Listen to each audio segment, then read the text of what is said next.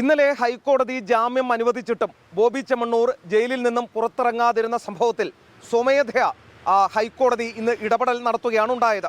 Single judge justice P V Kunhikrishnan ഈ case ഇന്ന് സ്വമേധയാ പരിഗണിക്കുകയും പ്രതിയുടെ അഭിഭാഷകൻ ഹാജരാകാൻ നിർദ്ദേശിക്കുകയും ചെയ്തു. സീനിയർ അഭിഭാഷകൻ അഡ്വക്കേറ്റ് ബി രാമൻപിള്ള കോടതി മുൻപാകെ എത്തി. ഈ കേസ് കോടതി എടുക്കുന്നതിന് മുൻപ് ഈ ബോബി ചെമ്മണ്ണൂർ ജയിലിൽ നിന്നും പുറത്തിറങ്ങി പോവുകയും ചെയ്തിരുന്നു. എങ്കിലും കോടതി ഇന്ന് ഈ കേസിൽ അതിരൂക്ഷ വിമർശനമാണ് നടത്തുകയുണ്ടായത്. കാരണം ഇന്നലെ ജാമ്യം നൽകിയിട്ടും പുറത്തിറങ്ങാതെ കോടതിയെയും ജുഡീഷ്യറിയെയും ബോബി ചെമ്മണ്ണൂർ അപമാനിക്കുകയാണ് ഉണ്ടായത് എന്നാണ് കോടതി പറഞ്ഞു വെക്കുന്നത്. നാടകം കളിക്കരുത് എന്നാണ് ബോബി ചെമ്മണ്ണൂരിനോട് കോടതി ആദ്യമായി പറഞ്ഞത്. കോടതിയോട് നാടകം കളിക്കരുതെന്നും ജാമ്യം റദ്ദാക്കാൻ പറയാൻ അറിയാം എന്നും കോടതി ഇന്ന് ബോബി ചെമ്മണ്ണൂരിൻ്റെ അഭിഭാഷകനോട് കോടതി മുറിയിൽ വെച്ച് പറയുകയുണ്ടായി. അറസ്റ്റ് ചെയ്യാൻ പോലും തങ്ങൾ ഉത്തരവിടും എന്ന് ഇന്ന് കോടതി പറയുകയും ചെയ്തിട്ടുണ്ട്.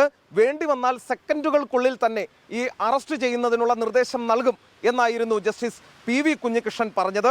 ഇങ്ങനെയാണോ ഒരു പ്രതി പെരുമാറേണ്ടത്? ഒരു സീനിയർ അഭിഭാഷകനെയാണ് ഈ പ്രതി അപമാനിച്ചിരിക്കുന്നത് എന്നും ഇന്ന് കോടതി വ്യക്തമാക്കിയിട്ടുണ്ട്.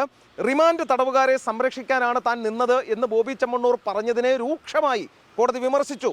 ഈ റിമാൻഡ് തടവുകാരെ സംരക്ഷിക്കാൻ ബോബി ചെമ്മണ്ണൂർ ആരാണ്?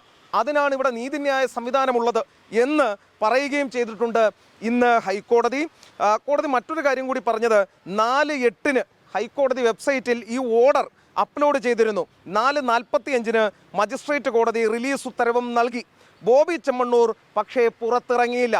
ബോബി ചെമ്മണ്ണൂർ കരുതുന്നത് താൻ നിയമത്തിന് അതീതനാണെന്നാണ്. എന്നാൽ ബോബി ചെമ്മണ്ണൂർ നിയമത്തിന് അതീതനല്ലെന്ന് മനസ്സിലാക്കണം എന്നും കോടതി പറയുകയുണ്ടായി.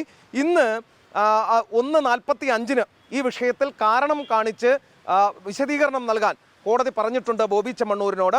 ബോബി ചെമ്മണ്ണൂരിനോട് ഫോൺ മുഖേന സംസാരിച്ചത് അറിയിക്കാനാണ് കോടതി പറഞ്ഞത്. മുതിർന്ന അഭിഭാഷകനോടുള്ള ബഹുമാന സൂചകമായി അദ്ദേഹം ഹാജരാകേണ്ട, മറ്റാരെങ്കിലും ഹാജരായാൽ മതി എന്നും കോടതി പറഞ്ഞിട്ടുണ്ട്. തൃപ്തികരമായ വിശദീകരണം നൽകാത്ത പക്ഷം ജാമ്യം റദ്ദാക്കും എന്നും കോടതി പറഞ്ഞു. നിരുപാധിക മാപ്പപേക്ഷയൊക്കെ ബോബി ചെമ്മണ്ണൂരിൻ്റെ അഭിഭാഷകൻ നടത്തിയെങ്കിലും കോടതി അത് ചെവിക്കൊണ്ടില്ല. 1:45 അറിയാം ബോബി ചെമ്മണ്ണൂരിൻ്റെ ഭാവി എന്താകുമെന്ന്.